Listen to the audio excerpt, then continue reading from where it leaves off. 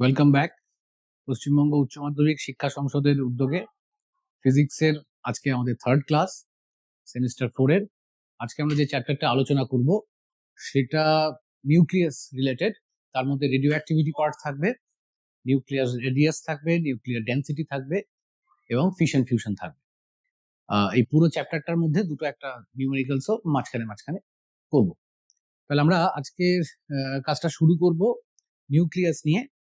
এখন নিউক্লিয়াসের প্রথম যে টপিকটা নিয়ে আলোচনা করব সেটা ইন্ট্রোডাকশন পার্টে একদম প্রথমে ফার্স্ট টপিক যেটা আমাদের আসবে সেটা আসবে এএমইউ, অ্যাটমিক মাস ইউনিট।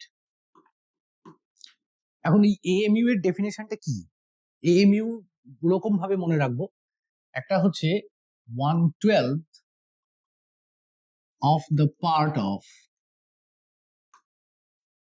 1 sorry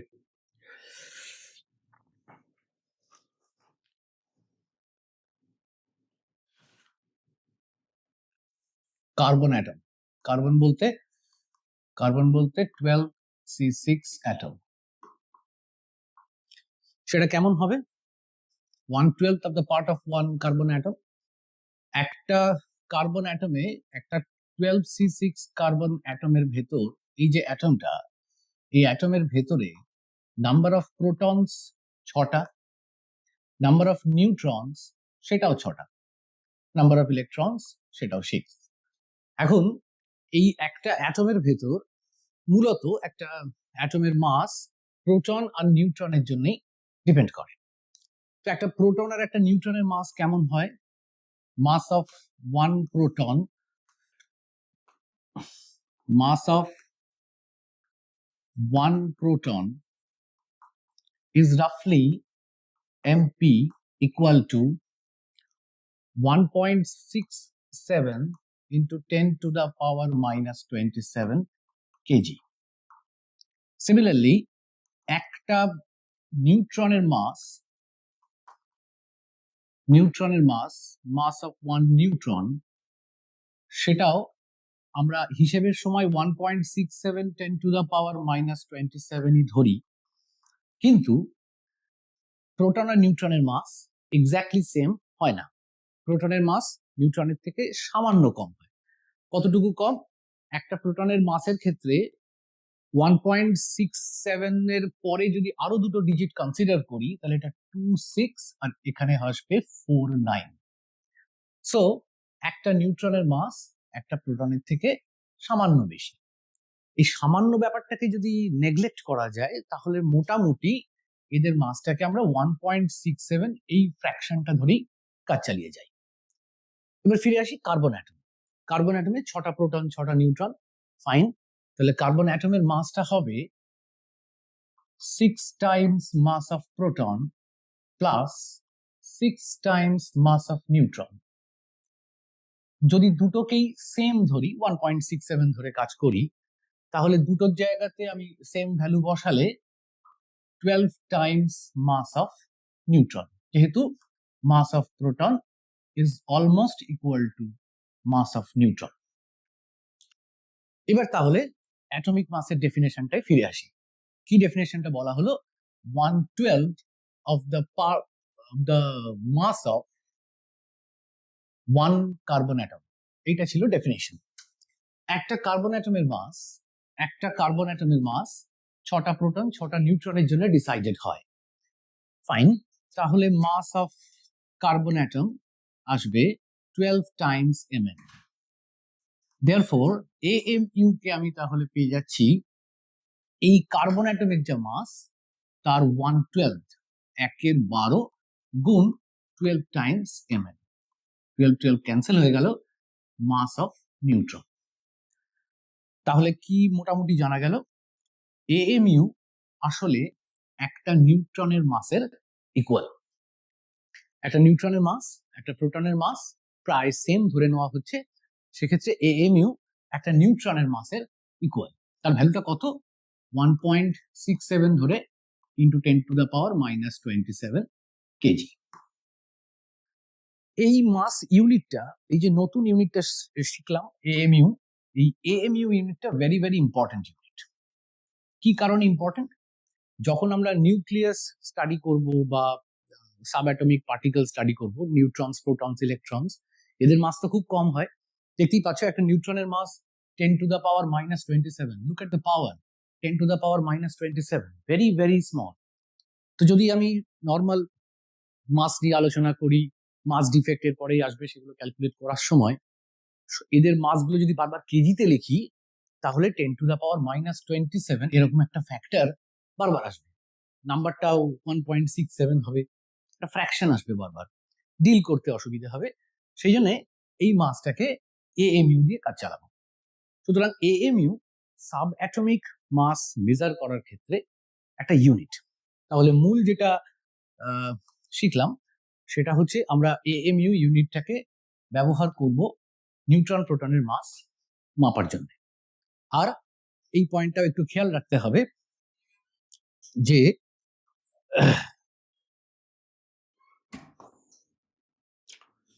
1 এএমইউ তাহলে দাঁড়ালো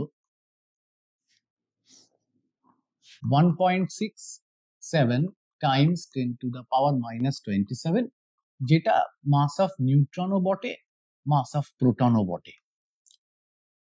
এর অ্যাডভান্টেজটা দেখো, মনে করা যাক ইউরেনিয়াম 23592 এর আমি মাস জানতে চাইছি, এর মাস কত।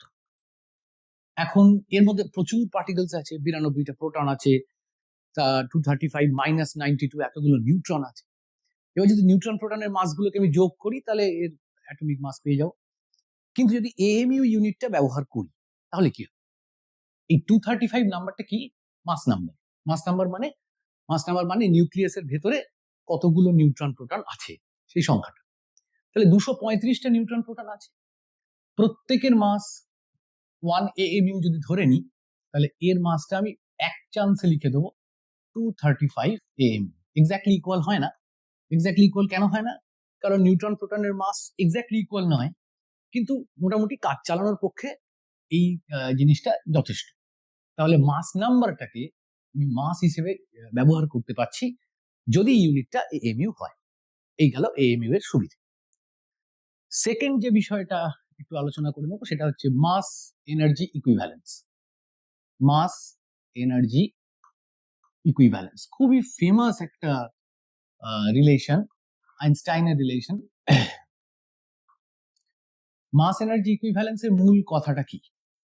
মাস এনার্জি ইকুইভ্যালেন্সের মূল কথা হচ্ছে যে মাস আর এনার্জি ইন্টারনালি কনভার্ট হতে পারে, মানে একটাকে অন্যটাকে কনভার্ট করা যায়। অর্থাৎ mass can be converted into energy, উল্টোটাও energy also can be converted into mass. তাহলে মাস আর এনার্জির কনভার্সন হয়। রিলেশনটা কি? E equal to mc square, যেখানে c stands for speed of light in vacuum or air. ভ্যালুটা মোটামুটি সবাই আমরা জানি, 3 × 10⁸ মিটার পার সেকেন্ড। ফাইন। তাহলে এই রিলেশনটা famous Einstein relation, E equal to mc square, যেখানে এনার্জিটাকে মাসে এবং মাসকে এনার্জিতে কনভার্ট করা যায়। এটা একটা এক্সাম্পল করা যাক।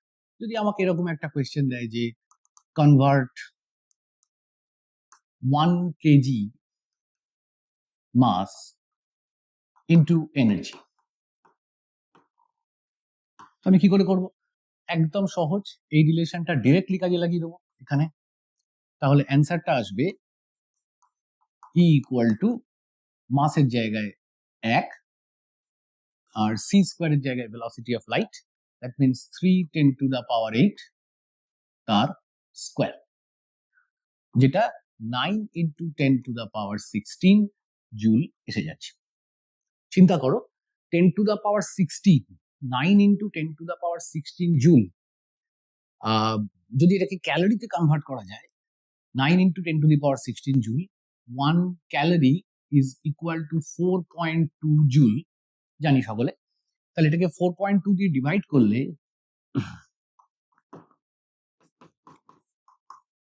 ইউনিটটা হয়ে যাবে ক্যালোরি। ক্যালোরিতে কেন কনভার্ট করছি এক্ষুনি বুঝতে পারবো। এটা রাফলি 2 2 পয়েন্ট সামথিং হবে, আমি 2ই ধরলাম, 2 × 10⁻16 ক্যালোরি। যেটা বলার জন্য ক্যালোরিতে কনভার্ট করলাম, সেটার জন্য খুব এক্সাক্ট ভ্যালুটা আমার দরকার নেই, 2.23 এরকম কিছু একটা আসবে, 2ই ধর। 2 × 10⁻16, দ্যাট মিনস 2 এর পরে 16খানা শূন্য, 16খানা। 1 গ্রাম বরফ, 1 গ্রাম আইস মেল্ট করতে, গলাতে 80 ক্যালোরি হিট লাগে, 80 ক্যালোরি। 0 ডিগ্রি সেন্টিগ্রেডের 1 গ্রাম বরফকে 0 ডিগ্রি সেন্টিগ্রেডের 1 গ্রাম জল করতে। তাহলে এই হিউজ অ্যামাউন্ট অফ হিট দিয়ে কত কেজি জলকে, বরফকে জলে কনভার্ট করা যাবে চিন্তা করে দেখো। তাহলে ওই বিরাট পরিমাণ জলকে আইসকে জলে কনভার্ট করতে যে হিটটা দিতে হচ্ছে, সেটা আমি পাচ্ছি মাত্র 1 কেজি ফুয়েল থেকে, 1 কেজি মাসকে এনার্জিতে কনভার্ট করে। এটাই এই রিলেশনটার সব থেকে আসল জায়গা।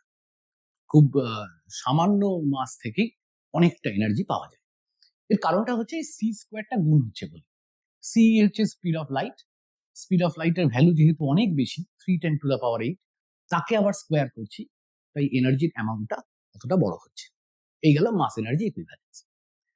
এবার এই যে এনার্জিটা পাচ্ছি, এই এনার্জিটা যদি জুল বা ক্যালোরিতে না রেখে আমরা জুল বা ক্যালোরির বদলে অন্য আর একটা ইউনিট ইউজ করি, তাহলে কি হয় দেখব, সেটা হচ্ছে ইলেকট্রন ভোল্ট।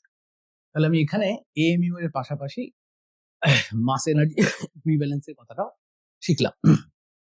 এরপরে ইলেকট্রন ভোল্টের ব্যাপারে যাব। Electron volt, third important topic. Electron volt, electron volt এনার্জির ইউনিট। মূল বেসিক জিনিসটা কি, একটা ইলেকট্রনকে 1 ভোল্ট পোটেনশিয়াল ডিফারেন্স, বিভব প্রভেদের মধ্যে দিয়ে অ্যাক্সিলারেট করলে, পাঠালে তার যে কাইনেটিক এনার্জি হয়, তার যে গতি শক্তি হয়, সেটাকে ইলেকট্রন ভোল্ট বলে, জানি সব। তাহলে electron volt 1 eV is equal to W equal to Q into E, এই ফর্মুলাটা Q ইন্টু V, সরি,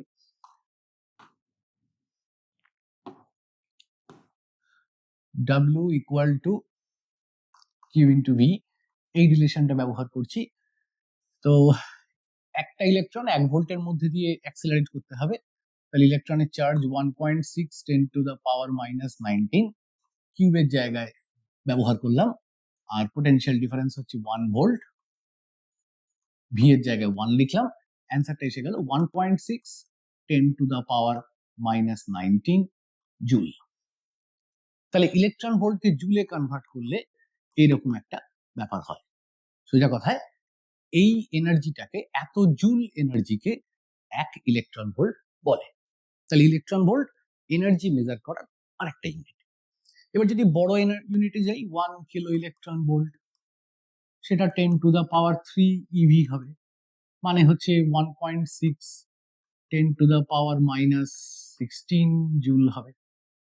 যদি এমইভি তে যাই, সেটা আরো লার্জার, 10⁻6 ইলেকট্রন ভোল্টকে 1 এমইভি বলে।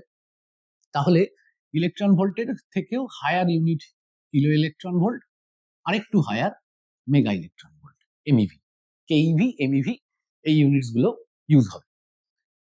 আচ্ছা, এবার একটু আগে এনার্জি মাসের যে ইকুইভ্যালেন্সটা দেখছিলাম, সেইটাতে আরেকবার ফিরে যাই। আমরা সেই ক্যালকুলেশনে ইলেকট্রন ভোল্টটাকে ব্যবহার করব একটা প্রবলেমের আকারে। Question, convert 1 AMU, AMU means mass, 1 AMU into energy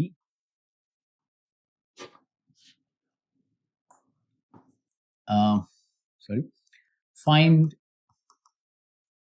in EV or MEV. এনার্জিটা আমরা ক্যালকুলেট করব 1 AMU মাসকে এনার্জিতে কনভার্ট করলে কি হয়। তো এই রিলেশনটা ইউজ করতে চলেছি, E equal to mc square, এই রিলেশনটা ব্যবহার করব, কিন্তু এনার্জিটা জুল বা ক্যালোরিতে বার করব না, ইলেকট্রন ভোল্ট বা মেগা ইলেকট্রন ভোল্টে ক্যালকুলেট করব। তো এই রিলেশনটাকে ব্যবহার করার জন্য মাস লাগবে, ভেলোসিটি অফ লাইট লাগবে, সেগুলো এখান থেকে পেয়ে যাচ্ছি। কি কি গিভেন কোয়েশ্চেনে 1 AMU কে কনভার্ট করতে হচ্ছে, 1 AMU, এটাই তো মাস। 1 AMU বলতে 1.67 10⁻⁻27 কেজি কে বোঝায়। তাহলে এমইউ মানে মাস, সো এটাই আমার কাছে আপাতত M.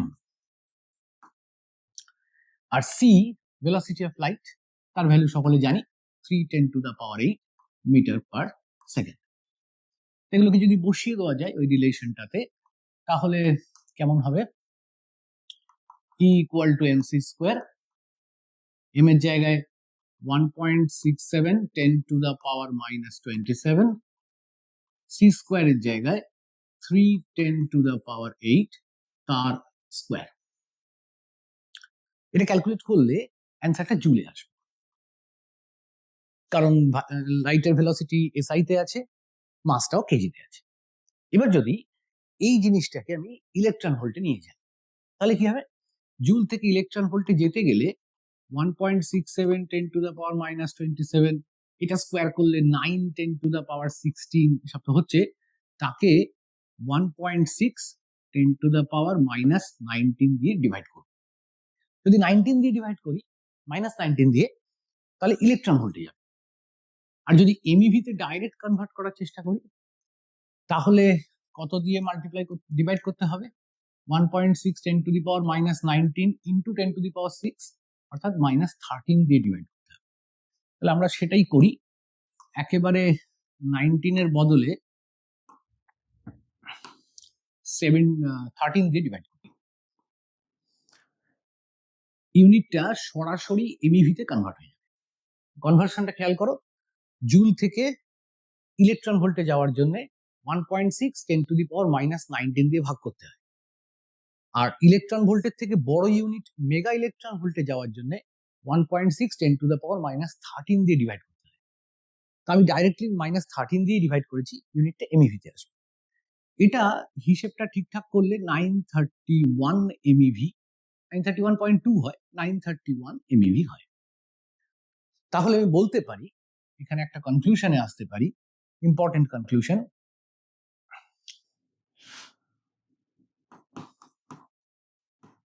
Important conclusion: 1 AMU mass is equivalent to 931 MeV. 1 AMU কে সরাসরি 931 MeV পাওয়া যায় যদি মাসটা পুরোপুরি এনার্জিতে কনভার্ট হয়ে যায়। এটা একটা খুব গুরুত্বপূর্ণ রিলেশন, এটা বহু জায়গায় কাজে লাগে। আচ্ছা, তাহলে আমরা ফার্স্ট চ্যাপ্টারের শুরুতে তিনটে জিনিস নিয়ে মূলত আলোচনা করলাম। একটা এনার্জির unit electron volt, mega electron volt, kilo electron volt, এর সঙ্গে ছিল এর আগে দেখেছি এএমইউ এর কথা শিখেছি, মাস এনার্জি ইকুইভ্যালেন্সের কথা শিখলাম। এরপর আমরা চলে যাব পরের পার্টে,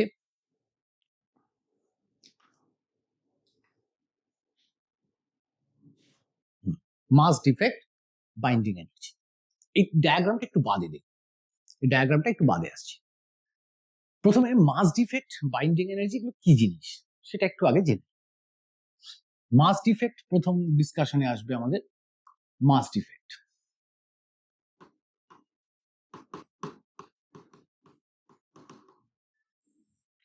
মাস ডিফেক্ট কি এটা প্রথম বিষয়। এখন দেখো, একটা নিউক্লিয়াস যখন ফরমেশন হচ্ছে, সাপোজ এটা একটা nucleus of any element, suppose X, mass number A, atomic number Z. এটা নিউক্লিয়াস যদি হয় তাহলে এখানে প্রোটনস আছে বেশ কিছু, আবার নিউট্রনসও আছে বেশ কিছু। আমি নিউট্রনস গুলোকে গোল দিয়ে দেখালাম, প্রোটনস গুলোকে প্লাস দিয়ে। এবার কটা প্রোটন আছে এই নিউক্লিয়াসটার ভেতরে? আমি এখান থেকেই বলতে পারি জেড হচ্ছে নাম্বার অফ প্রোটনস, আর নিউট্রনস কটা আছে? মাস নাম্বার থেকে নিচের অ্যাটমিক নাম্বারটা মাইনাস করলে, ভর সংখ্যা থেকে পরমাণু ক্রমাঙ্কটা যদি বিয়োগ করে দিই, এ মাইনাস জেড এতগুলো প্রোটনস আছে, নাম্বার অফ নিউট্রনস, সরি। তাহলে আমি এ এক্স জেড এই এলিমেন্টটাতে কটা প্রোটন কটা নিউট্রন আছে নিউক্লিয়াসের ভেতর সেটা জেনে গেলাম। এখন মাস ডিফেক্ট কি? এই নিউক্লিয়াসটা যখন ফরমেশন হচ্ছে, যখন তৈরি হচ্ছে, কিভাবে তৈরি হচ্ছে না, এতগুলো প্রোটনকে আর এতগুলো নিউট্রনকে এক জায়গায় এনে, অর্থাৎ আমি জেড নাম্বার অফ প্রোটনসকে এক জায়গায় আনছি, জেড নাম্বার অফ প্রোটনসকে এক জায়গায় নিয়ে আসছি, আর এ মাইনাস জেড এতগুলো নিউট্রনসকে এক জায়গায় নিয়ে আসছি, এনে নিউক্লিয়াসটা তৈরি করছি। তাহলে কি হওয়া উচিত? মাসের রেসপেক্টে দেখলে কি হওয়া উচিত? এতগুলো প্রোটনের টোটাল যা মাস আর এতগুলো নিউট্রনের টোটাল যা মাস যোগ করলে নিউক্লিয়াসের মাস হওয়া উচিত। ফর এক্সাম্পল, আমি হিলিয়ামের নিউক্লিয়াস তৈরি করছি 4He2, দুটো প্রোটন আর দুটো নিউট্রনের কম্বিনেশনে এই নিউক্লিয়াসটা তৈরি হচ্ছে। তাহলে নিউক্লিয়াসের মাস দুটো প্রোটনের মাস আর দুটো নিউট্রনের মাসের সঙ্গে ইকুয়াল হওয়া উচিত, কিন্তু সেটা হয় না। নিউক্লিয়াসটা ফরমেশন হওয়ার পরে দেখা যাচ্ছে যে কিছুটা মাস কমে গেল। এই যতটা মাস কমে গেল নিউক্লিয়াস তৈরি হওয়ার পর, এই কমে যাওয়াটাকেই মাস ডিফেক্ট বলা হয়। তাহলে মাস ডিফেক্ট কি দাঁড়ালো? মাস ডিফেক্ট হচ্ছে amount of mass reduced due to formation of nucleus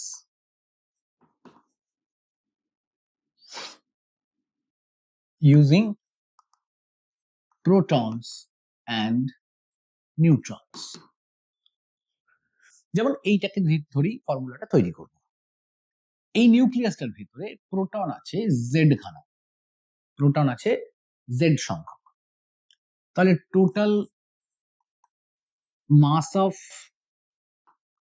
proton কত হবে?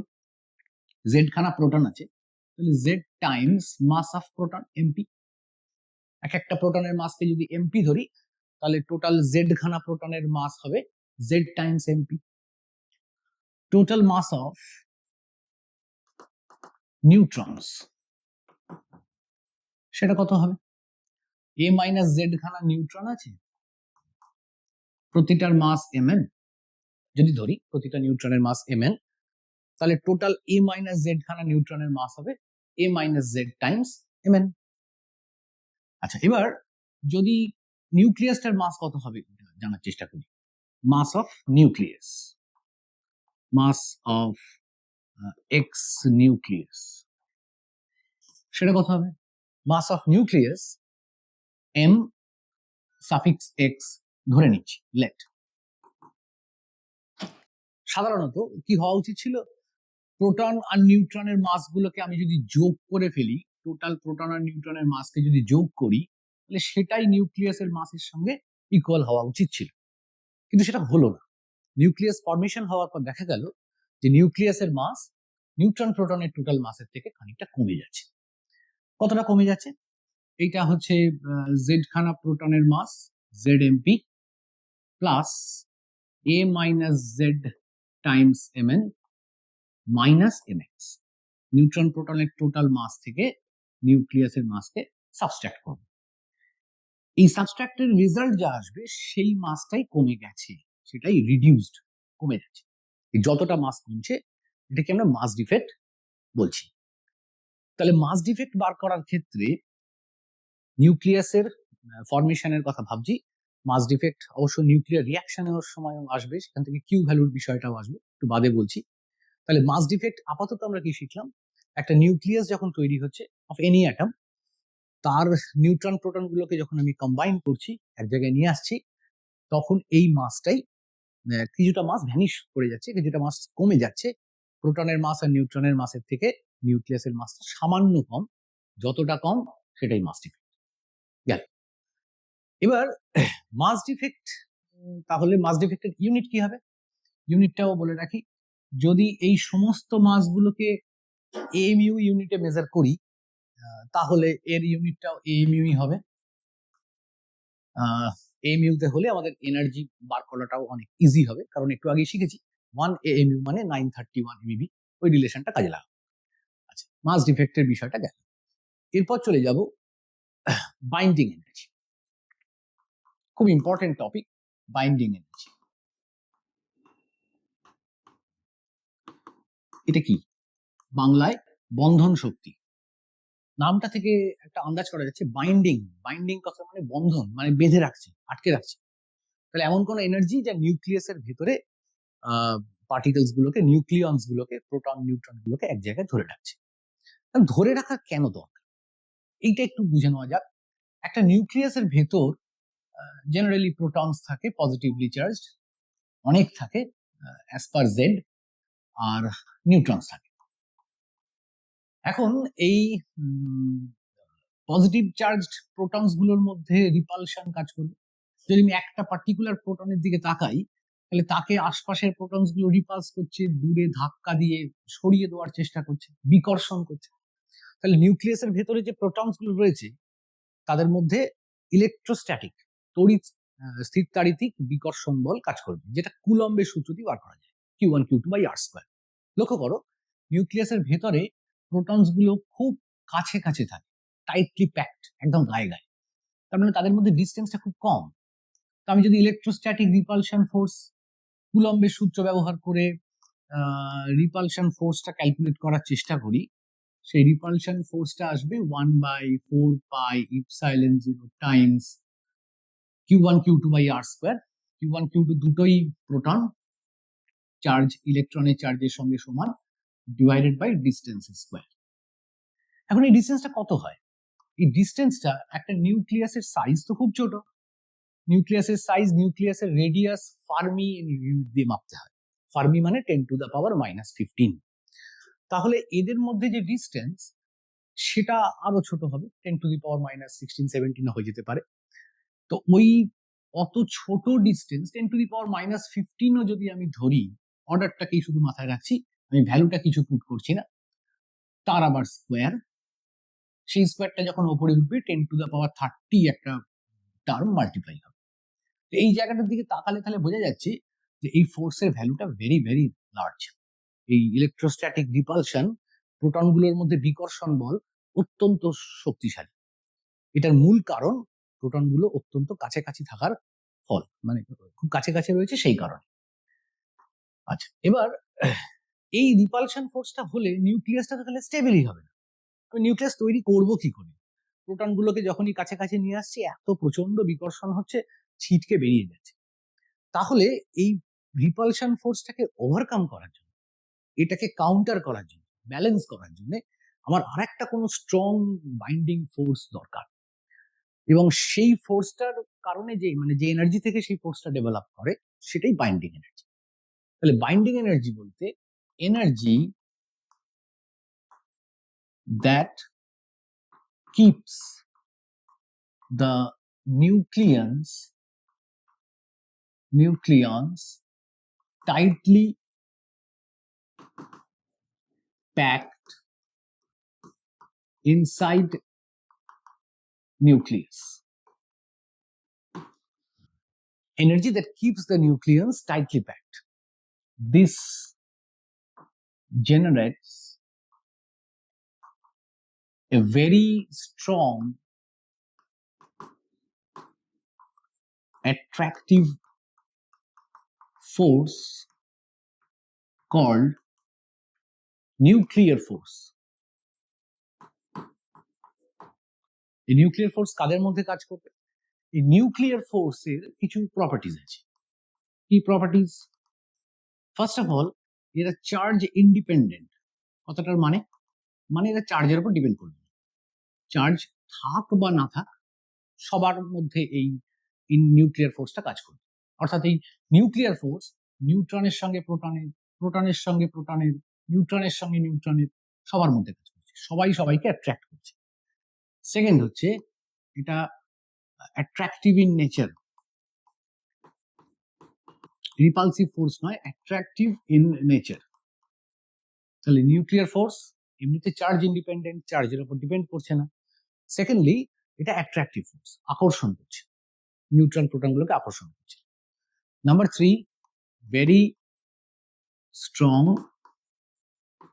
বাট শর্ট রেঞ্জড, প্রচন্ড শক্তিশালী, অ্যাট্রাকশন ফোর্সটা ভেরি ভেরি পাওয়ারফুল। ওই কুলম্ব রিপালশনটাকে ওভারকাম করার পরে নিউক্লিয়াসটাকে ধরে রাখছে। আমরা জানি নিউক্লিয়াস একটা অ্যাটমের ভেতরে অন্যতম শক্তপোক্তভাবে থাকা বাউন্ডেড একটা পোর্শন। তো সেই রিপালশন ফোর্স যেটা প্রোটনস গুলোকে ছিটকে বাইরে বার করে দেওয়ার চেষ্টা করছে, তাকে ওভারকাম করে বাইরে তো যেতে দিচ্ছেই না, উল্টে প্রচন্ড স্ট্রংলি আঁকড়ে ধরে রেখেছে। তাহলে এটার ফোর্সের ভ্যালুটা রিপালসিভ ফোর্সের থেকে বহু বহু গুণ বেশি। কিন্তু এটা শর্ট রেঞ্জ। শর্ট রেঞ্জ কথার মানে সামান্য ডিস্টেন্স যদি বেড়ে যায়, ডিস্টেন্সটা ফেরমি ইউনিটে মাপতে হয়, ফেরমি ইউনিটের থেকে সামান্য একটু বেড়ে গেলেই এটার ভ্যালু একদম জিরো হয়ে যাবে। তাহলে very strong but short range. এই গেল নিউক্লিয়ার ফোর্সের প্রপার্টিস। তাহলে নিউক্লিয়ার ফোর্স তৈরি করছে যে এনার্জির কারণে নিউক্লিয়ার ফোর্সটা জেনারেট হচ্ছে, সেটাকে আমরা বাইন্ডিং এনার্জি বলছি। এবারে এনার্জিটা ক্যালকুলেট করবো কি করে? বাইন্ডিং এনার্জি কোথা থেকে আসবে? তাহলে বাইন্ডিং এনার্জি ক্যালকুলেশনের ক্ষেত্রে বাইন্ডিং এনার্জি কি করে ক্যালকুলেট করবো?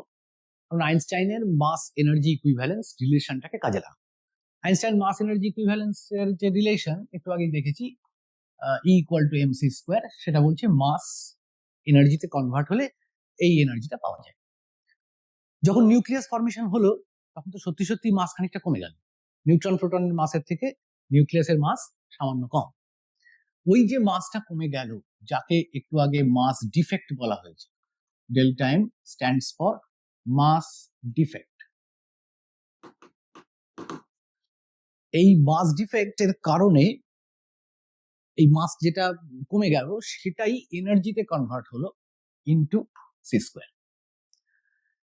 এবার বাইন্ডিং এনার্জি তাহলে এলো কোথা থেকে? নিউক্লিয়াস ফরমেশনের সময় কিছুটা মাস কমে যাচ্ছে, সেই মাসটা এনার্জিতে কনভার্ট হয়ে বাইন্ডিং এনার্জি তৈরি হচ্ছে। এবার এই এক্সাম্পলটা দেখা যাক। এই এক্সাম্পলটাতে এটা একটা নিউক্লিয়াসের এক্সাম্পল, কার্বনের নিউক্লিয়াস 12C6 দেখতেই পাচ্ছ। এই এক্সাম্পলটা দেখো, কার্বন নিউক্লিয়াসের কথা আমরা জানি। কার্বন নিউক্লিয়াসের মধ্যে 6টা প্রোটন আছে, এগুলো হচ্ছে নিউট্রনস আর এগুলো হচ্ছে প্রোটনস। প্রতিটা প্রোটনের মাস আর প্রতিটা নিউট্রনের মাস কত কত হয় সেটা উপরে লেখা রয়েছে অ্যাটমিক মাস ইউনিটে, AMU ইউনিটে। প্রোটনের মাস, নিউট্রনের mass, plus stands for protons, and এই কালারটা ব্লু স্কাই হালকা, এটা নিউট্রনস। লক্ষ্য করো এখানে 6টা প্রোটনের টোটাল মাস ক্যালকুলেট হলো,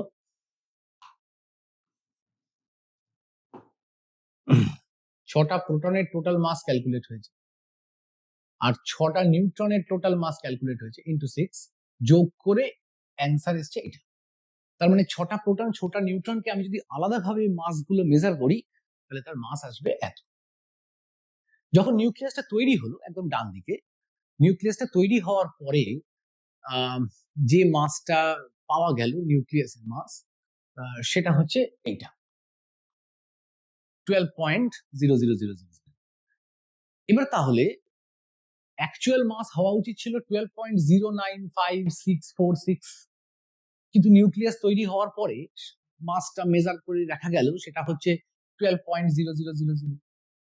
তাহলে কিছুটা মাস কমে গেল। কতটা কমলো? দিস মাচ, এই এতটা মাস কমে গেছে।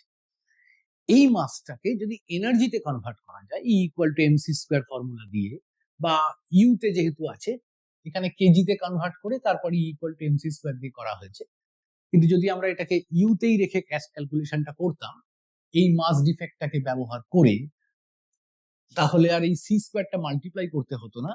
বাইন্ডিং এনার্জিটা তখন ডাইরেক্টলি চলে আসতো 0.095,646 টাইমস 931 MeV ইউনিটে। তো তাহলে বাইন্ডিং এনার্জি ক্যালকুলেট করার সময় মাস ডিফেক্টের সঙ্গে সি স্কোয়ার মাল্টিপ্লাই করতে হবে। কি শিখলাম বাইন্ডিং এনার্জি থেকে? মূল কথা, আসল ব্যাপারগুলো কি? বাইন্ডিং এনার্জি বলতে নিউক্লিয়াসের ভেতরে নিউট্রন প্রোটন গুলোকে এক জায়গায় ধরে রাখার জন্য যে এনার্জি খরচা হচ্ছে, কোত্থেকে আসছে? কিছুটা মাস কমে যাচ্ছে নিউক্লিয়াস ফরমেশনের সময়, সেই মাসটাই এনার্জিতে কনভার্ট হচ্ছে। এনার্জিটা বার করবো কি করে? E equal to mc square formula. যতটা মাস কমেছে সেটা m ইন্টু সি স্কোয়ার। এখানে একটা এক্সাম্পল করা আছে, এক্সাম্পলটা অবশ্য জুলে করা আছে। জুলে করার জন্য মাস ডিফেক্টটাকে কেজিতে কনভার্ট করা হলো, তারপর তার সঙ্গে সি স্কোয়ার গুণ করতে হবে। যদি আমরা জুলে না বের করে এমইভিতে বার করি, তাহলে মাস ডিফেক্ট এএমইউ ইউনিটে বেরোলে ডিরেক্টলি সেটাকেই ব্যবহার করতে পারে। এই গেল বাইন্ডিং এনার্জি মাস ডিফেক্টের মূল ব্যাপার। এবার এই বাইন্ডিং এনার্জির সঙ্গে আর একটা কথা বলে রাখি, বাইন্ডিং এনার্জি পার নিউক্লিয়ন। আচ্ছা, এটা কি? বাইন্ডিং এনার্জি পার নিউক্লিয়নের কনসেপ্টটা বেশ ইন্টারেস্টিং। বাইন্ডিং এনার্জি হচ্ছে টোটাল নিউক্লিয়াসের ভেতরের সবকটা পার্টিকেলকে একসঙ্গে ধরে রাখার জন্য যে এনার্জি খরচ হচ্ছে। আর বাইন্ডিং এনার্জি পার নিউক্লিয়ন মানে বাইন্ডিং এনার্জিকে নাম্বার অফ নিউক্লিয়াসের মধ্যে যটা পার্টিকেল আছে সেটা দিয়ে ডিভাইড করতে হবে। Binding energy divided by A. এখন বাইন্ডিং এনার্জির এক্সপ্রেশন আমরা পেয়েছি delta M times C square divided by A. Delta M এর জায়গায় ইচ্ছে করলে Z M P plus A minus Z M N minus M X বসানো যায় times C square divided by A. এটা বাইন্ডিং এনার্জি পার নিউক্লিয়নের formula. এখন এই বাইন্ডিং এনার্জি পার নিউক্লিয়ন কি কাজে লাগে? কি কাজে লাগে সেটা যখন বাইন্ডিং এনার্জি পার নিউক্লিয়নের একটা গ্রাফ আছে সেটাতে আসবো তখন জেনে রাখি, জানবো তখন। আপাতত বলে রাখি, বাইন্ডিং এনার্জি পার নিউক্লিয়ন বলতে বোঝায় নিউক্লিয়াসের ভেতরে যতগুলো পার্টিকেল আছে সবকটাকে ধরে রাখার জন্য টোটাল যে এনার্জিটা খরচা হচ্ছে সেটা বাইন্ডিং এনার্জি। আর এক একটাকে ধরে রাখার জন্য কতটা করে খরচা হবে, প্রত্যেকটা পার্টিকেলকে, নিউট্রিয়েন্টস বলতে নিউট্রনস প্রোটনস একসাথে, এক একটা নিউট্রন বা এক একটা প্রোটনকে ওই নিউক্লিয়াসের মধ্যে আটকে রাখার জন্য কতটা এনার্জি খরচা হচ্ছে সেটা বাইন্ডিং এনার্জি পার নিউক্লিয়ন। এই বাইন্ডিং এনার্জি পার নিউক্লিয়নের ওপর, এই জিনিসটার ওপর নিউক্লিয়াসের স্টেবিলিটি ডিপেন্ড করে। Stability of nucleus depends on binding energy per nucleon. যত বাইন্ডিং এনার্জি পার নিউক্লিয়ন বেশি হবে, মানে এক একটা নিউক্লিয়নকে ধরে রাখার জন্য যত বেশি এনার্জি পাওয়া যাবে, নিউক্লিয়াসটা তত বেশি স্টেবল হবে, সেই পার্টিকেলটাকে ধরে রাখাটা তত সহজ হবে। সব থেকে বেশি মোটামুটি 8.7 বা 8.8 এমইভি হয়, সেটাও হয় আয়রন এর জন্য, এফি 56। এখন এই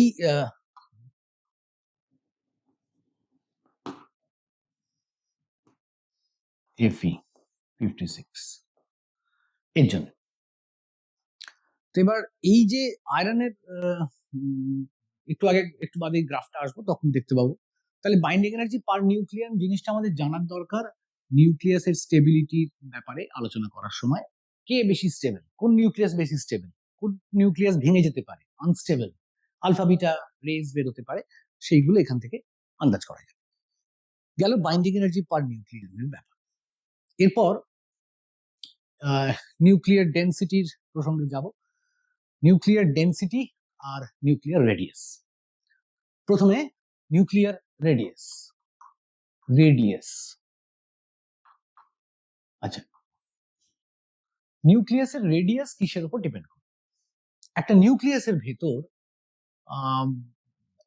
প্রচুর নিউট্রনস প্রোটনস থাকে, মাঝখানে প্রায় গ্যাপ থাকে না বললেই চলে, এবং যত বড় নিউক্লিয়াস হবে, নিউক্লিয়াসের সাইজ যত বাড়বে তত ভেতরে পার্টিকেলস এর সংখ্যাটাও ক্রমশ বাড়বে।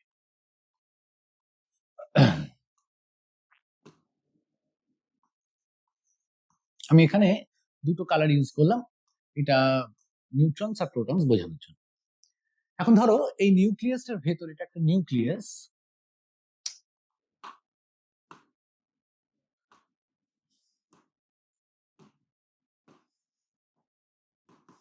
এই নিউক্লিয়াসে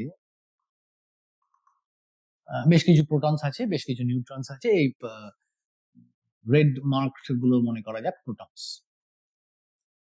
এখন এই নিউক্লিয়াসের রেডিয়াস, নিউক্লিয়াসটার সাইজ নিয়ে আমরা আলোচনা করছি। নিউক্লিয়াসের রেডিয়াস বলতে নিউক্লিয়াসটার যদি একটা গোল ফুটবলের মতন ধরে নিই, তাহলে তারও একটা রেডিয়াস হবে সামথিং। এই রেডিয়াসটা কত? এই রেডিয়াসটা কিসের ওপর ডিপেন্ড করবে? সোজা হিসেব, যত বেশি পার্টিকেলস থাকবে, যত বেশি ভেতরে নিউট্রনস প্রোটনস আমি দিতে থাকবো, নিউক্লিয়াসের সাইজ তত বড় হবে। নিউক্লিয়াসের সাইজ তার মানে ডিপেন্ড করছে ভেতরে কটা পার্টিকেল আছে তার উপর। যত বেশি, যদি আমি দুটো নিউট্রন দুটো প্রোটন দিয়ে একটা হিলিয়াম তৈরি করি, তাহলে তার যা সাইজ হবে, যদি আমি তার জায়গায় 6টা নিউট্রন 6টা প্রোটন দিয়ে একটা কার্বনের নিউক্লিয়াস তৈরি করি, অবভিয়াসলি জায়গা বেশি লাগবে। 6টা নিউট্রন 6টা প্রোটন রাখার জন্য বেশি বড় জায়গা দরকার হবে, তার মানে নিউক্লিয়াসের সাইজ বড় হবে। তাহলে এক কথায় বলতে পারি নিউক্লিয়াসের সাইজ এর ওপর ডিপেন্ড করছে। এ মানে মাস নাম্বার। এবার প্রশ্ন হলো কিভাবে, সরি হ্যাঁ ঠিক আছে, মাস নাম্বার। এবার কিভাবে ডিপেন্ড করছে? রেডিয়াসে কিভাবে ডিপেন্ড করছে দেখো। নিউক্লিয়াসটা কেমন দেখতে, আমরা কিরকম কল্পনা করছি? নিউক্লিয়াসটা একটা ফুটবলের মতন দেখতে, স্ফেরিক্যাল ইন শেপ, গোল। একটা স্ফিয়ারের ভলিউম কত হয়?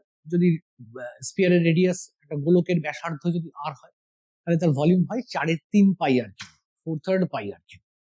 তাহলে আমি এক কথায় বলতে পারি নিউক্লিয়াসটা সাইজে যত বড় হবে আয়তন তত বাড়বে। তার মানে নিউক্লিয়াসের আয়তন 4/3 pi R cube depends on A, proportional to A. অর্থাৎ যত ভেতরে পার্টিকেলস বাড়বে, নিউট্রনস প্রোটনসের সংখ্যা যত বাড়বে, নিউক্লিয়াসটা সাইজে তত বড় হবে। তাহলে এক কথায় R cube is proportional to A, or R is proportional to A to the power 1/3। তাহলে একটা নিউক্লিয়াসের রেডিয়াস ভর সংখ্যার উপর তো নির্ভর করছেই, কিন্তু ভর সংখ্যার সঙ্গে ডিরেক্টলি প্রপোর্শনাল হচ্ছে আয়তন। আয়তনটা এর সঙ্গে ডিরেক্টলি প্রপোর্শনাল, ব্যাসার্ধটা এ টু দ্য পাওয়ার 1/3 এর সঙ্গে প্রপোর্শনাল। তাহলে প্রপোর্শনাল সিম্বলটা যদি এবার তুলে দিই, r0 a to the power 1/3, এই r0 এর ভ্যালুটা 1.2 10 to the power -15 মিটার হয়, যা ফেরমি ইউনিটে গেলে 1.2 FM। এই r0টা কনস্ট্যান্ট, মোটামুটি একদম এক্স্যাক্টলি 1.2 হয়, r0টা কনস্ট্যান্ট। এই যে কনস্ট্যান্টটা, এই কনস্ট্যান্টটার একটা নামও আছে, এটাকে এম্পিরিয়াল কনস্ট্যান্ট বলা যায়। এম্পিরিয়াল কনস্ট্যান্ট হলো। এবার তাহলে রেডিয়াস, একটা অ্যাটমের রেডিয়াস মূলত ডিপেন্ড করছে অ্যাটমিক মাস নাম্বারের উপর, মাস নাম্বার টু দ্য পাওয়ার 1/3, আর তার আয়তনটা এটা। তাহলে আমি ভলিউমটাকে নতুন করে লিখি, ভলিউম কনস্ট্যান্টটা পেয়ে গেছি এখন, যেহেতু ভলিউম 4/3 পাই আর কিউব, আর এর জায়গায় r0 a to the power 1/3 তার কিউব করলে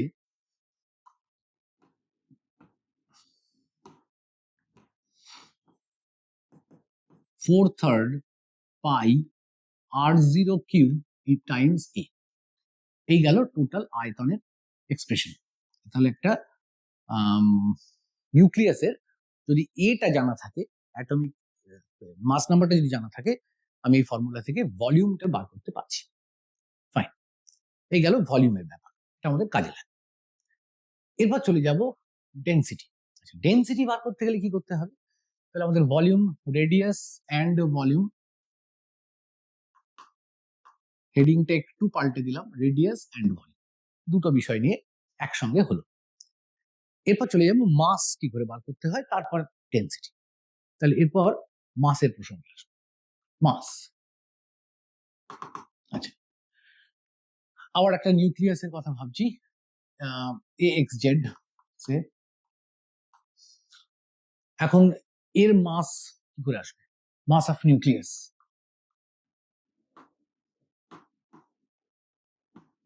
মাস অফ নিউক্লিয়াস কত হবে? যদি আমি ওই মাস ডিফেক্টের ব্যাপারটা মাথা থেকে আপাতত বাদ দিই, মাস ডিফেক্ট সামান্য কমে, বাইন্ডিং এনার্জি হয়, ঠিক আছে, এমনিতে মোটামুটি রাফলি মাসটা কত হবে? তো জেড খানা প্রোটন আছে আর a মাইনাস জেড খানা নিউট্রন আছে, তাহলে এটা মাস হওয়া উচিত। যদিও অ্যাকচুয়াল মাসটা একটু কম হয়, এর থেকে খানিকটা ওই এনার্জিতে কনভার্ট হয়।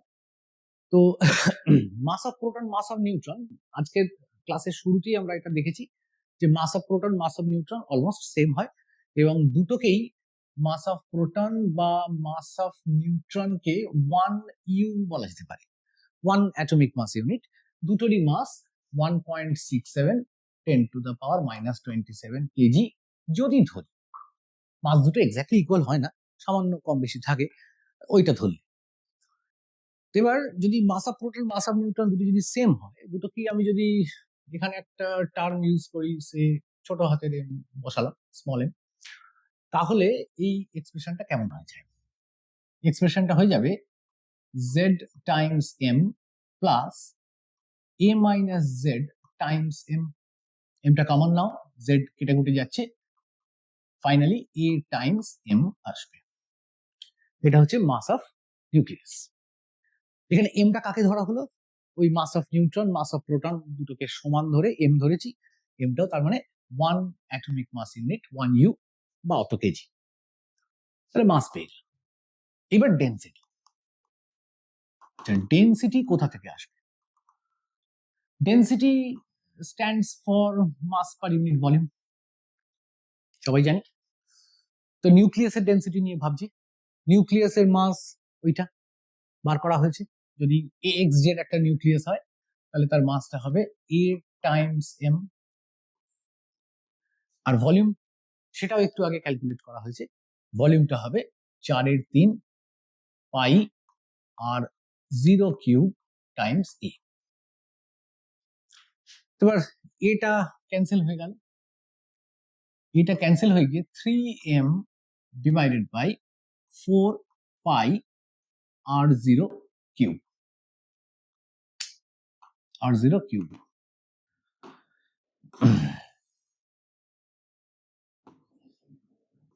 পাই আর 0 কিউব। আচ্ছা, এবার এই যে ভ্যালুটা এলো, এই ভ্যালুটার সবই কনস্ট্যান্ট। আমি এম জানি, এম এর ভ্যালু জানি 3 into 1.67 10⁻⁻27। আর জিরোর ভ্যালুটাও একটু আগে দেখেছি 1.2 10⁻⁻15, তার আবার কিউব। এই সবটা ক্যালকুলেট করলে ডেনসিটিটা পাবো। লক্ষ্য করো, ডেনসিটির এই যে ভ্যালুটা আসবে, ডেনসিটির এটা কিন্তু এর উপর ডিপেন্ড করছে না, এই ভ্যালুটা এর উপর ডিপেন্ড করছে না, মানে মাস নাম্বারের উপর ডিপেন্ড করছে। তো এটা ওই 2.3 times 10⁻17 kg per metre cube, এই অর্ডারে আসবে। ভ্যালুটা দেখো 10⁻17, হিউজ। কারণ নিউক্লিয়াসের ডেনসিটি কত কত বেশি। একটা নিউক্লিয়াসের ডেনসিটি 10⁻17 রেঞ্জে আসছে। মানে আমি যদি এরকম মনে করি যে সারা পৃথিবীর টোটাল মাস যা আছে, মানে এই ডেনসিটির একটা যদি কোনো স্ফিয়ার তৈরি করার চেষ্টা করি, তাহলে মোটামুটি 10-12 মিটারের রেডিয়াসের একটা নিউক্লিয়াসের একটা স্ফিয়ারের ভেতরে পুরো পৃথিবীর সমস্ত মাস ইনক্লুডেড হয়ে যেতে পারে। যাই হোক, তাহলে ডেনসিটিটা অত্যন্ত বেশি। এই গেল নিউক্লিয়ার ডেনসিটি। আচ্ছা, এখান থেকে দুটো কনক্লুশন আমরা আসবো। এক, nucleus is very dense, its density অর্ডারটা হচ্ছে 10⁻17 kg per metre cube. Number 2, second যে কনক্লুশনে আসবো, nuclear density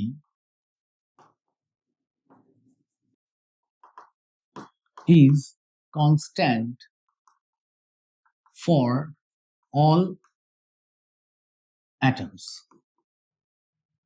as it do not depend on A, এর উপর ডিপেন্ড করছে না। তাহলে নিউক্লিয়াসের মাস, নিউক্লিয়াসের ডেন্সিটি, এই পর্যন্ত ডিসকাশন হলো। আচ্ছা, লেখাটা কমপ্লিট করো, আমরা এবার পরের স্লাইডে চলে যাব। আচ্ছা, এখানে একটা প্রবলেম আছে।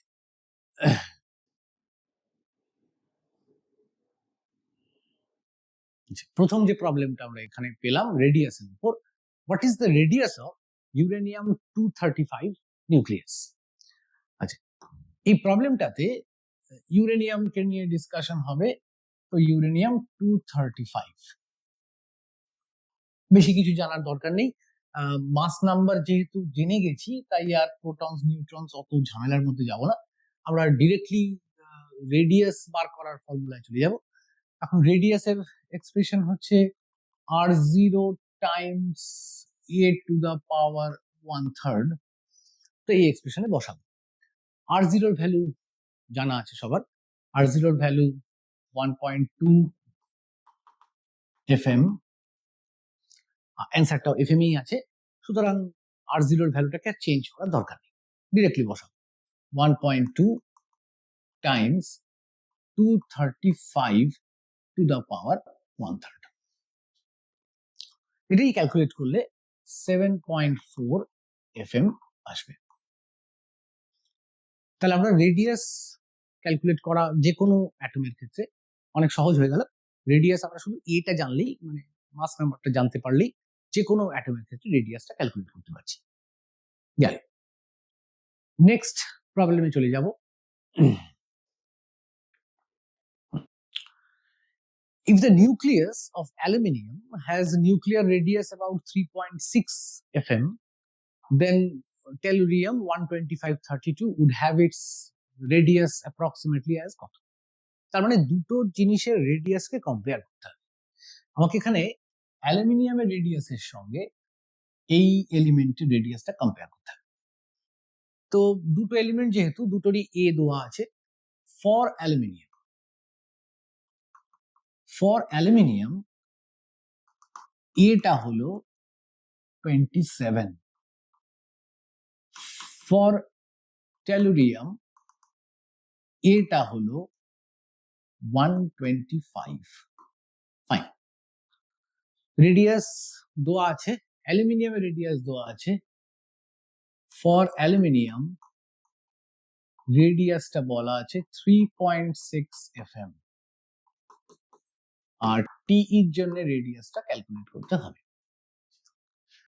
এখন radius is given by r0 a to the power 1/3। দেখেছি রিলেশনটা একটু আগেই দেখেছি। তাহলে যদি দুটো এলিমেন্টের জন্য কম্পেয়ার করতে হয়, আমি তাহলে লিখবো r1 বাই r2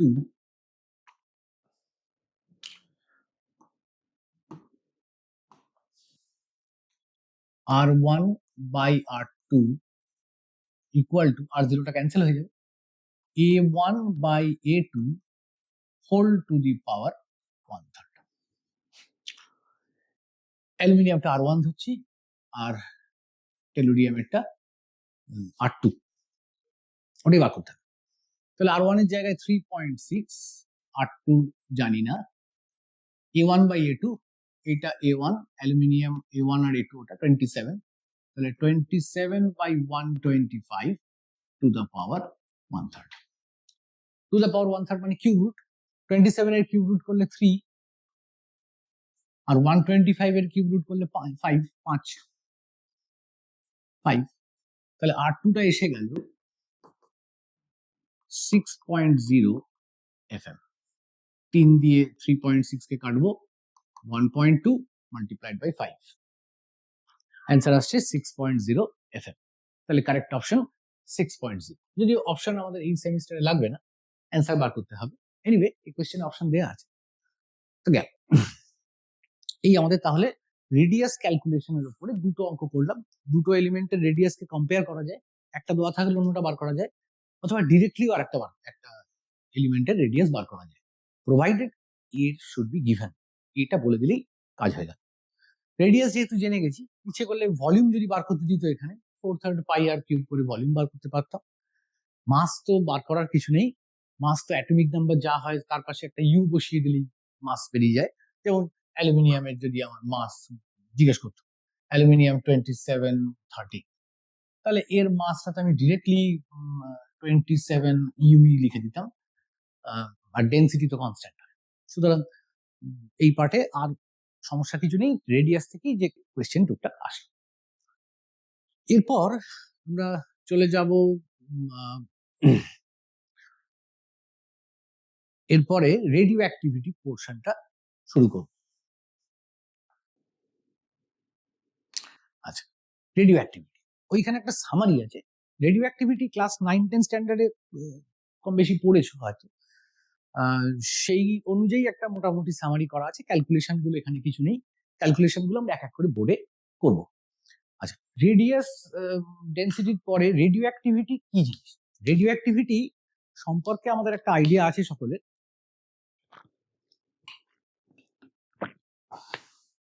কি আইডিয়া আছে? যে রেডিও অ্যাক্টিভিটি এমন একটা ফেনোমেনা যেখানে কিছু ভারী নিউক্লিয়াস থাকে, যে নিউক্লিয়াস গুলো থেকে আলফা, বিটা, গামা ইত্যাদি রেজ বেরোয়। রেডিও অ্যাক্টিভিটি নিয়ে যে বেসিক ইনফরমেশন গুলো আমরা জানি, যেমন ফার্স্ট যেটা জানি, heavy nucleus, not always heavy অবশ্য, তার কিছু ব্যাপার আছে, এক্ষুনি আসবো ডিটেলসে, and some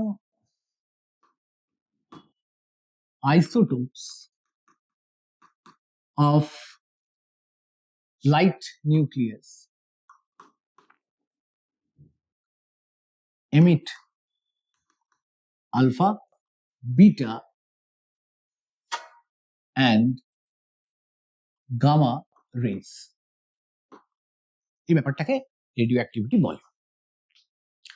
এখন এই যে রেডিও অ্যাক্টিভিটি বলছি, এই রেডিও অ্যাক্টিভিটি মূল বিষয়টা কি, মানে কেন এরকম হচ্ছে radio activity?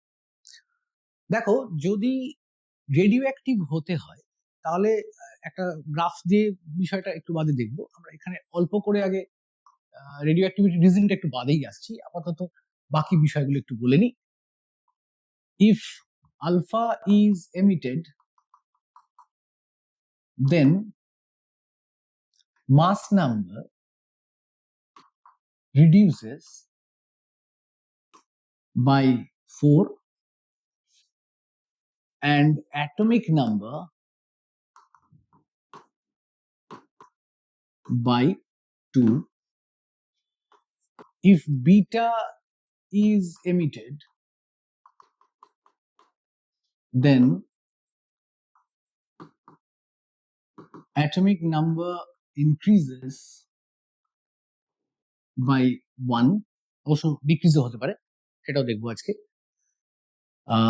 If gamma is emitted, then A or Z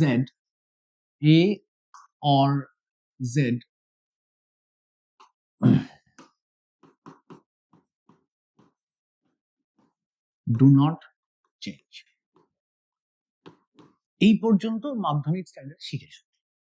alpha বেরোলে ভর সংখ্যা 4 কমে, পরমাণু ক্রমাঙ্ক 2 কমে, বিটা বেরোলে ভর সংখ্যা কমে না, পরমাণু ক্রমাঙ্ক 1 বেড়ে যায়, গামা বেরোলে কিছুই হয়।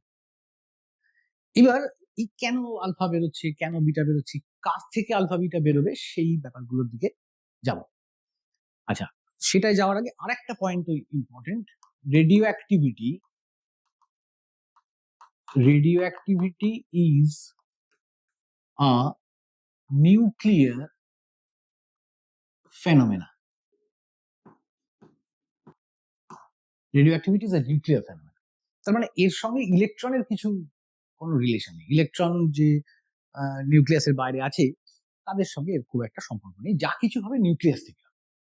তার মানে নিউক্লিয়াসটা কতটা স্টেবল তার উপরে এই রেডিও অ্যাক্টিভিটি ডিপেন্ড করছে। এবার আলফা বেরোক, বিটা বেরোক, গামা বেরোক, যাই বেরোক, সবটাই ডিপেন্ড করছে নিউক্লিয়াসের। আচ্ছা, এবার এই রেডিও অ্যাক্টিভ রেজ গুলোর পেনিট্রেশন পাওয়ার আছে, শরীরের বা বিভিন্ন মেটাল সারফেস ভেদ করতে পারে। আলফার পেনিট্রেশন পাওয়ার কম, বিটার বেশি, গামার সবচেয়ে বেশি।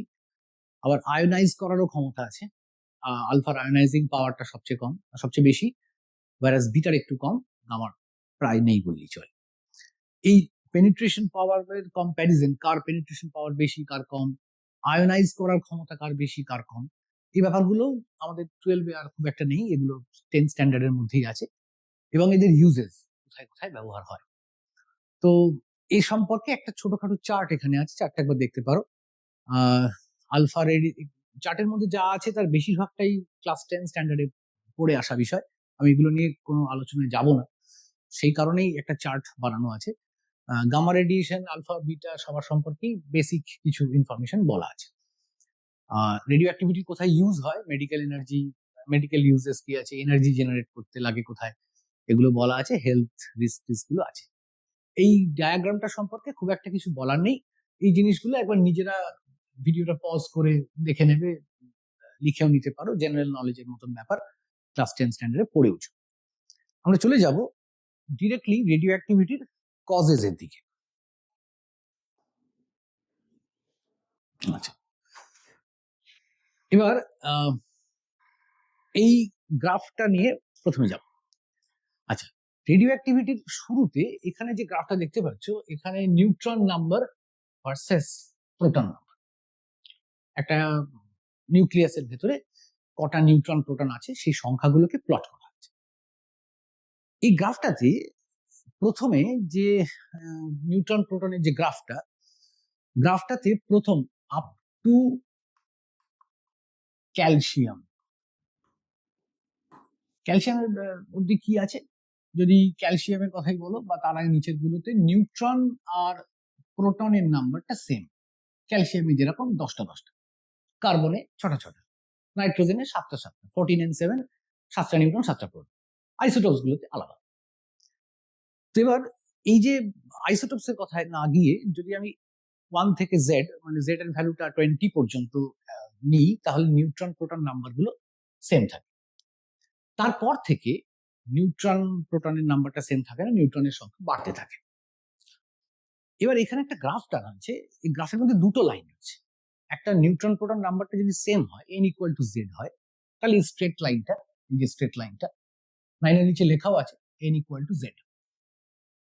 আরেকটা হচ্ছে ওপরের এই বেঁকা কালো দাগ, যেটা একটু বেঁকে গেছে। পাশে এই গ্রাফটাতে যে রেড ডটস, ব্লু ডটস ইত্যাদি দেখতে পাচ্ছ, এগুলো সমস্ত এক একটা নিউক্লিয়াসের number of neutrons, number of protons কার কত সেই অনুযায়ী বসানো আছে। Z83 হওয়া পর্যন্ত, বিসমাথ Z83 হওয়া পর্যন্ত নিউক্লিয়াস গুলো স্টেবল। এবার এই গ্রাফটার মজা হচ্ছে, এই গ্রাফটাতে এই বেঁকা দাগটার উপরে যে নিউক্লিয়াস গুলো পড়বে, এক্স্যাক্টলি এই কালো বেঁকা দাগের, তারা স্টেবল, অর্থাৎ তাদের ভেতরে নিউট্রন প্রোটনস যা আছে সেখান থেকে আলফা বিটা গামা রেজ বেরোবে না।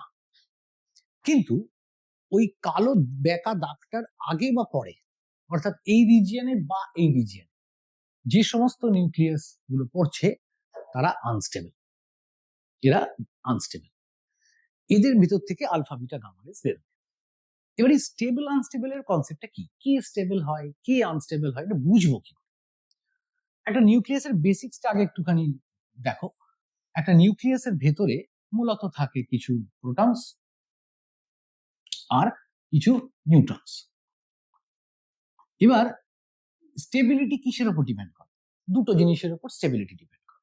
একটা হচ্ছে যে প্রোটন প্রোটন রিপালশন, বিকর্ষণ, আর একটা হচ্ছে নিউট্রন প্রোটন গুলোর মধ্যে থাকা অ্যাট্রাকটিভ ফোর্স, নিউক্লিয়ার ফোর্সেস। যত ডিস্টেন্স কমে, যেমন নিউক্লিয়াসের ভেতরে ডিস্টেন্স কম, রিপালশন, প্রোটন প্রোটন রিপালশন বেশি, বিকর্ষণ বলটা প্রচন্ড শক্তিশালী, তাকে ব্যালেন্স করার জন্য নিউট্রনস লাগে। এখন এই যে নিউট্রনস লাগছে, তার মানে যত হায়ার এলিমেন্টের দিকে যাচ্ছি, জেড যত বাড়ছে, তত ভেতরে প্রোটনস বাড়ছে, প্রোটনের সংখ্যা বাড়ছে, প্রোটনের সংখ্যা বাড়ছে, নিউট্রনের সংখ্যাও বাড়ছে। তো প্রোটন প্রোটন বিকর্ষণ বলটা ক্রমশ বড় হচ্ছে, তাকে কাউন্টার করার জন্য নিউক্লিয়ার ফোর্সটাকেও বাড়ানোর দরকার। নিউক্লিয়ার ফোর্স বাড়ানোর জন্য নিউট্রনের সংখ্যাটাকেও বৃদ্ধি করা হচ্ছে। তাহলে যত জেড বাড়ছে, প্রোটন বাড়ছে, নিউট্রন বাড়ছে। বাড়তে বাড়তে জেড যখন 83 বা তার বেশি হয়ে গেল, বিসমাথকে ক্রস করে গেল, তখন প্রোটনের সংখ্যাটা এত বেশি হয়ে গেল, বিকর্ষণ বলটা এত তীব্র, এত স্ট্রং হয়ে গেল যে নিউক্লিয়ার ফোর্সের পক্ষে ওই নিউক্লিয়াসটাকে ধরে রাখা আর সম্ভব হচ্ছে না। তখন নিউক্লিয়াসটা হয়ে গেল আনস্টেবল। তাহলে নিউট্রন প্রোটনের সংখ্যার উপর, এনপি রেশিওর উপর ব্যাপারটা ডিপেন্ড করে। প্রথম জেড খানা এলিমেন্টের ক্ষেত্রে, প্রথম 20 জেড আপ টু 20 এলিমেন্টের ক্ষেত্রে এন বাই পি রেশিওটা 1, কারণ নিউট্রন প্রোটনের সংখ্যাটা সমান। 1 থেকে যত বেঁকা দাগটা যখন চলে গেল, এবার যখন বেঁকা দাগের দিকে গেলাম তখন নিউট্রনের সংখ্যাটা বেশি হবে, এনপি রেশিওটা একের থেকে বাড়বে। তো NP ratio determines the stability,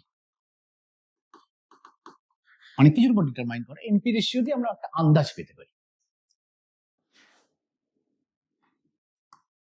n by p is n by p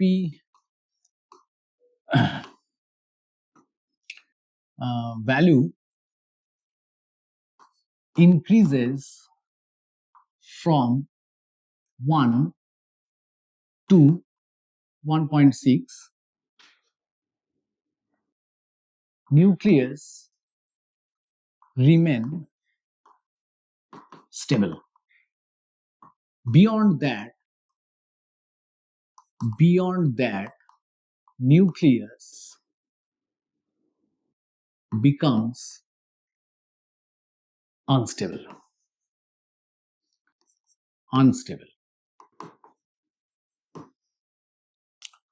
তাহলে নিউক্লিয়াসের স্টেবিলিটি এটার উপর ডিপেন্ড করছে।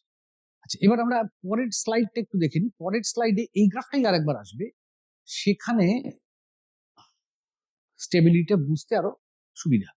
এই গ্রাফটা তো দেখ একই গ্রাফ, আগেরটা যা ছিল এটাও তাই।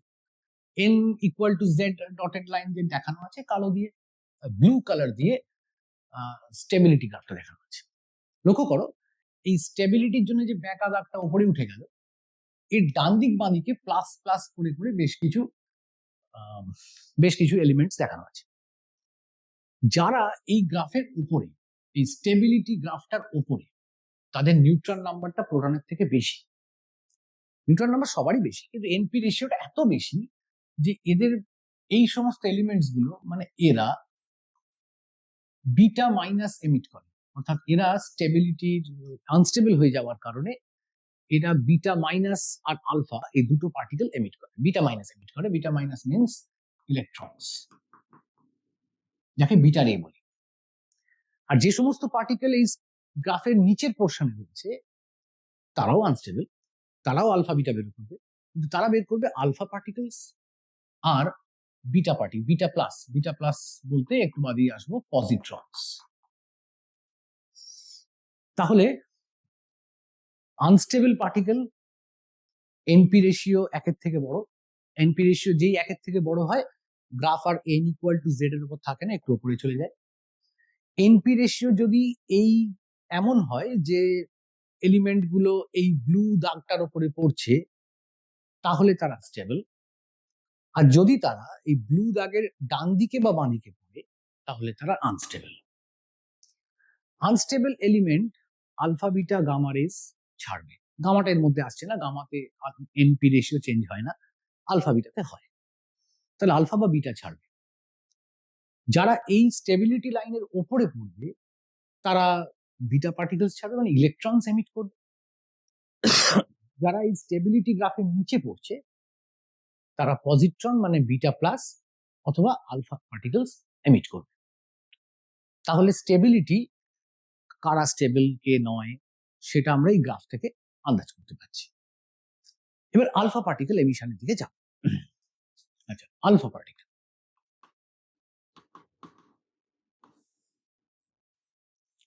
পার্টিকেল সম্পর্কে কি বলা যায়? আলফা পার্টিকেল কি জিনিস আমরা জানি। আলফা পার্টিকেল হচ্ছে দুটো প্রোটন আর দুটো নিউট্রনের কম্বিনেশন, যাকে He42 লেখা যেতে পারে। এখন আলফা পার্টিকেলস বেরোলে কি হয়? AXZ ধরা যাক একটা আনস্টেবল এলিমেন্ট, যার নিউট্রন প্রোটন রেশিওটা বেশি বড়, মানে নিউট্রন প্রোটন রেশিওটা এতটাই বেশি যে সেটা আনস্টেবল হয়ে গেছে, তবে স্টেবিলিটি লাইনের নিচের দিকে আছে।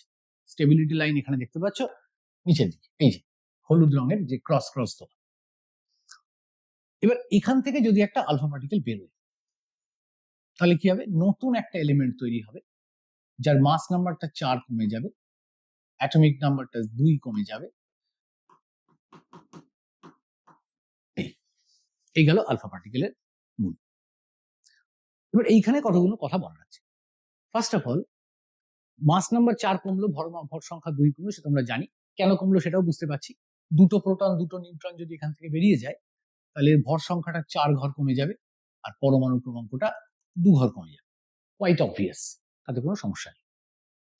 আচ্ছা, আলফা পার্টিকেলস বেরোলে এবার এই যে সমীকরণটা লিখলাম, সমীকরণটা সম্পর্কে বলার আছে। প্রথম কথা, একটা নতুন এলিমেন্ট তৈরি হলো। শুরু করেছিলাম এক্স নিয়ে, হয়ে গেল ওয়াই। এই যে নতুন এলিমেন্ট তৈরি হলো, এই ব্যাপারটাকে ট্রান্সমিউটেশন বলে। ট্রান্সমিউটেশন কথাটার মানে নিউ এলিমেন্ট ইজ ফর্ম। নতুন এলিমেন্ট তৈরি হলো আলফা পার্টিকেল এমিট করার মাধ্যমে। এই ব্যাপারটাকে আমরা ট্রান্সমিউটেশন বলছি। এখন এই ট্রান্সমিউটেশনের এক্সাম্পল হিসেবে যে আলফার এক্সাম্পলটা দেওয়া হয়েছে, একটা ঠিকঠাক এক্সাম্পল নিই, মানে ভ্যালুজ দিয়ে। মনে করো আলফা পার্টিকেলস বেরোচ্ছে ইউরেনিয়াম থেকে, ইউরেনিয়াম 23892, সেখান থেকে একটা আলফা পার্টিকেল বেরোলো। তৈরি হবে থোরিয়াম 23490 সঙ্গে আলফা। প্রথম কথা, এটা একটা নিউক্লিয়ার রিয়াকশন। নিউক্লিয়ার রিয়াকশন কি? যে রিয়াকশনে নতুন নিউক্লিয়াস ফরমেশন হয়, যেমন হচ্ছে নিউক্লিয়াস চেঞ্জ হয়ে যাচ্ছে। এখানে মাস নাম্বার কনজার্ভ। লক্ষ্য করো, রিয়াকশনের আগে মাস নাম্বার ছিল 238, রিয়াকশনের পরে মাস নাম্বার 234 প্লাস 4 যোগ করলে 238। অ্যাটমিক নাম্বার সেটাও কনজার্ভ। অ্যাটমিক নাম্বার ছিল 92 রিয়াকশনের আগে, পরে হয়ে গেল 90 প্লাস 2 92। তাহলে মাস নাম্বার, অ্যাটমিক নাম্বার কনজার্ভ। কিন্তু টোটাল মাস কি কনজার্ভ? দেখা যাক টোটাল মাস কনজার্ভ হয় কিনা। এই ইউরেনিয়ামটার মাস 238.0508,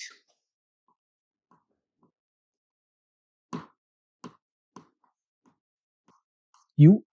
ভ্যালুস গুলো মনে রাখার দরকার নেই, এইসব যদি অঙ্কতে দেয়, কোয়েশ্চেনে দেয়, এক্সপেক্টেড এই ভ্যালুস গুলো দিয়ে দেবে।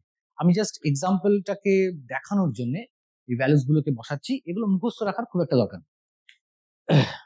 আচ্ছা, এর থোরিয়ামের 234.0436, আর হিলিয়াম মানে যাকে আমরা এখানে আলফা বলছি, সেটা 4.0026।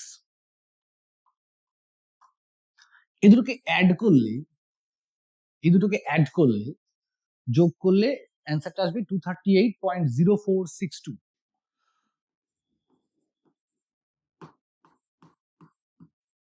সব কিন্তু ইউনিটটা হচ্ছে অ্যাটমিক মাস ইউনিট, ইউ সবই। লক্ষ্য কর, রিয়াকশনের আগে যা মাস ছিল, রিয়াকশনের পরে যা মাস হলো, সেই মাসটা কিন্তু সেম নয়, মাস কমে গেছে। তাহলে একটা নিউক্লিয়ার রিয়াকশনে যখন নিউক্লিয়াস চেঞ্জ হয়, তখন total mass before reaction, total mass after reaction are not same, rather total mass after reaction reduces, কমে যায়। যতটা কমে গেল এটাও মাস ইফেক্ট, ডেল্টা এম। কতটা কমলো? 238.0508 মাইনাস 238.0462, এতটা কমেছে। which is সাবস্ট্রাক্ট করলে অ্যান্সারটা আসবে 0.0046। এই মাসটা কি হবে? মাস যখনই কমে তখনই সেটা এনার্জিতে কনভার্ট হয়, E equal to mc square formula অনুযায়ী। তাহলে এখানে একটা এনার্জি পাওয়া যাবে, সেই এনার্জিটা কি বলে? Q value. তাহলে এই মাসটার equivalent energy delta M into C square করে যেটা পাবো, সেই ইকুইভ্যালেন্ট এনার্জিটা, ওই সি স্কোয়ার তো করবো না, এটা ইউনিটটা রাখবো এতে। জাস্ট আ সেকেন্ড, এনার্জিটা রাখবো এমইভি ইউনিটে, এটা আসবে 4.3 MeV.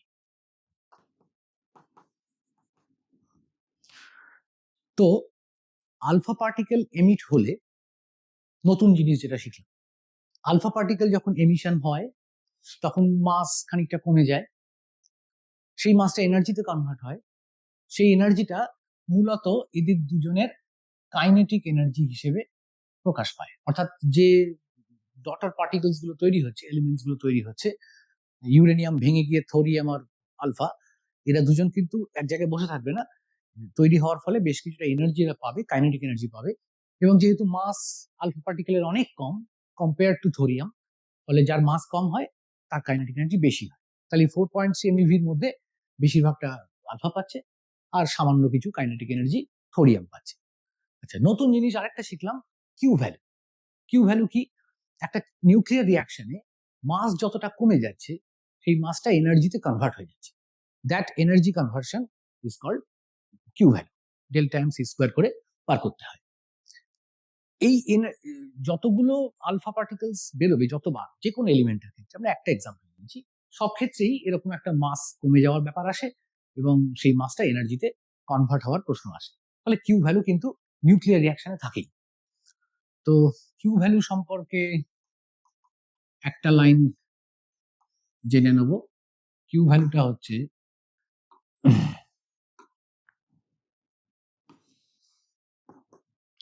in a nuclear reaction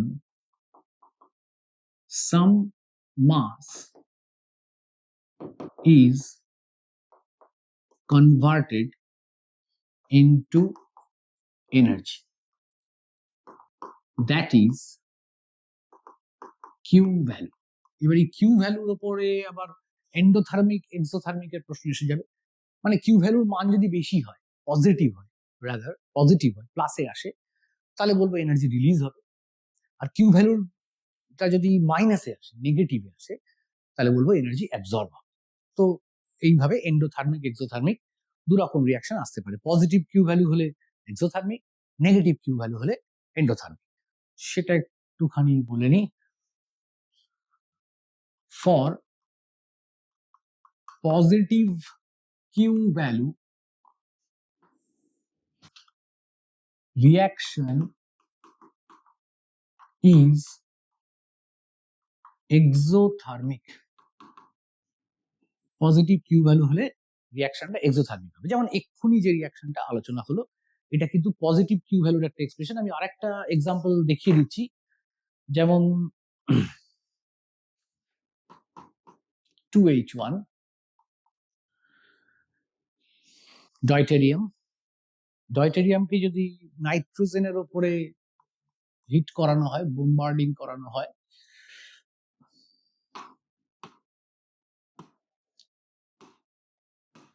নাইট্রোজেনের উপরে যদি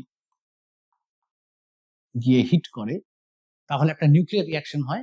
নিউক্লিয়ার রিয়াকশন হওয়ার ফলে কার্বন আর হিলিয়াম তৈরি হবে, কার্বন তৈরি হবে, হিলিয়াম তৈরি হবে। এবার যদি আমি মাসগুলোকে হিসেব করি, এটা একটা নিউক্লিয়ার রিয়াকশন, এখানে নতুন নতুন এলিমেন্টস তৈরি হচ্ছে, মাস। এদের দুজনের মাস যদি আমি হিসেবটা করি বিফোর রিয়াকশন টোটাল মাসটা ছিল, আমি টোটালটা যোগ করে একেবারে ডিরেক্টলি লিখে দিচ্ছি, টোটালটা যোগ করে 6.017176। আর আফটার রিয়াকশন যখন কার্বন আর হিলিয়ামটা তৈরি হলো, তখন টোটাল মাসটা হলো 16 পয়েন্ট, আর আফটার রিয়াকশন 16.00260। ভ্যালুস গুলো গুরুত্বপূর্ণ নয়, আমি আবারও বলছি, এগুলো মুখস্থ করার কোনো দরকার নেই, আমিও করিনি, তোমাদেরও মুখস্থ করার কোনো দরকার নেই। যদি কোয়েশ্চেনে দেয় ভ্যালুস গুলো দিয়ে দেবে। ভ্যালুস গুলো থাকলে সংখ্যাটা লিখছি কেন, সংখ্যাটা থাকলে বুঝতে সুবিধা হয়। লক্ষ্য করো, আগে যে মাসটা ছিল সেটা 0.17176, আর পরে যে মাসটা আছে সেটা 0.00260 ছিল, মানে আগের মাসটা বেশি, আগের মাসটা বড়। তার মানে কিছুটা মাস এনার্জিতে কনভার্ট হয়ে গেল।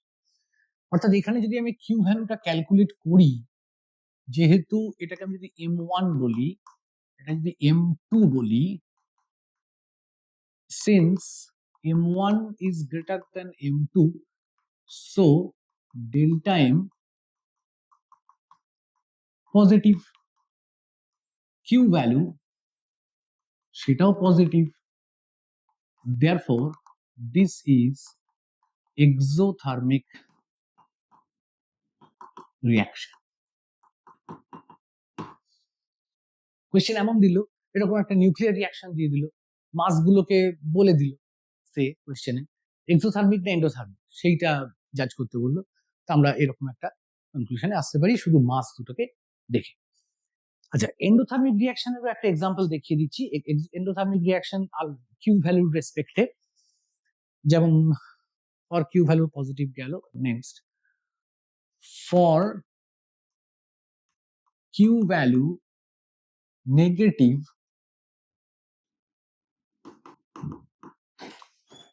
reaction is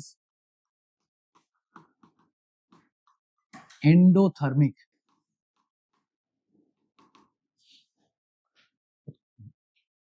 আচ্ছা, রিয়াকশন এন্ডোথার্মিক, তার মানে কিউ ভ্যালুটা যদি মাইনাসে আসে, ফাইন। একটা এক্সাম্পল দেখা যাক। এক্সাম্পলটাতে আলফা পার্টিকেল দিয়ে করবো 4He2 প্লাস নাইট্রোজেন 14N7 তৈরি হলো অক্সিজেন, অক্সিজেনের 17O8 isotope plus 1H1 proton.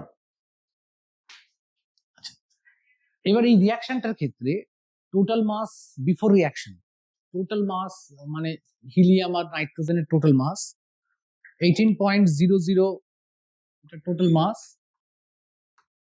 18.005676, আর আফটার রিয়াকশন অক্সিজেন আর প্রোটনের টোটাল মাস 18.006985, 18.006958। এখানে টোটাল মাস আফটার রিয়াকশন বেশি, টোটাল মাস আফটার রিয়াকশন বেশি, তার মানে ডেল্টা এম, যেটা M1 minus M2 is negative, delta এমটা নেগেটিভ, তার মানে এখানে এনার্জি মাসে কনভার্ট হলো, এনার্জি অ্যাবজর্ব হলো, ওই সেটা মাসে কনভার্ট হলো, তাই মাস বেড়েছে। তাহলে মাস থেকে এনার্জি কনভার্সনের তো এর আগে অনেকগুলো এক্সাম্পলই হলো, কথাবার্তা হচ্ছিল, কিন্তু এনার্জিও যে মাসে কনভার্ট হতে পারে সেটা আমরা এখান থেকে পরিষ্কার দেখতে পারি। আচ্ছা, এটার নেগেটিভ আসবে, এইটাকে একদম মাস ডিফেক্টর ভ্যালুটা আসবে 0.001282 মাইনাসে, এবং কিউ ভ্যালুটাও যদি আমি ক্যালকুলেট করি, মানে ওটাকে যদি এমইভি তে কনভার্ট করি আর কি, এনার্জিতে কনভার্ট করি, তাহলে ওটা আসবে 1.194 মাইনাসে 1.194। সো দিস ইজ রিয়াকশন যেখানে কিউ ভ্যালুটা মাইনাসে আসছে, কারণ এটা এন্ডোথার্মিক রিয়াকশন। এন্ডোথার্মিক